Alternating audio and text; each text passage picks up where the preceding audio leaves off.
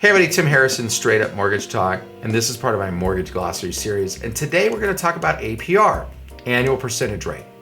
So when you get a mortgage or a note on a car, there's an actual interest rate you pay, which is the note rate. So I'm getting a 5% interest rate, I'm paying 5%. But then there's this APR thing, the annual percentage rate. What that does is tell you what are the costs associated with getting that specific interest rate, like a 5%.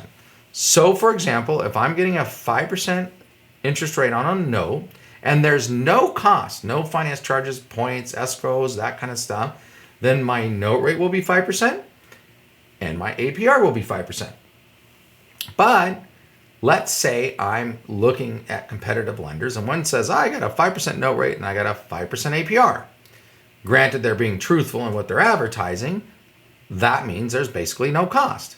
But I could also have another lender, I see 5%, and maybe they're charging extra fees, and so their APR is 5.375.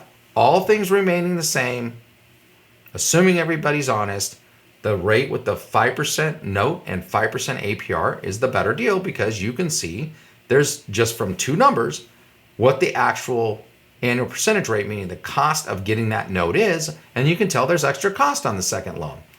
Where it does get a little bit more confusing is when you have somebody offering you a 5% note rate, no cost, so a 5% APR, and somebody else offering you a 4.625% interest rate at a 4.875 APR. Well, the lower cost of the loan over the life of the loan is 4.875, so it's lower.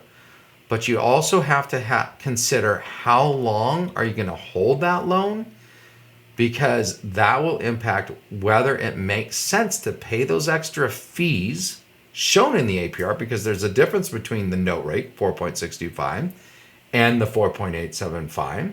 So if you just looked at them and say, oh, the 4.875 is a better rate, but you also have to figure out there's cost associated with that. That means, yes, I'm going to save interest on each monthly payment, but if I don't have that monthly payment for a long enough period of time, the amount that I saved monthly will not break even with the amount of cost I paid up front.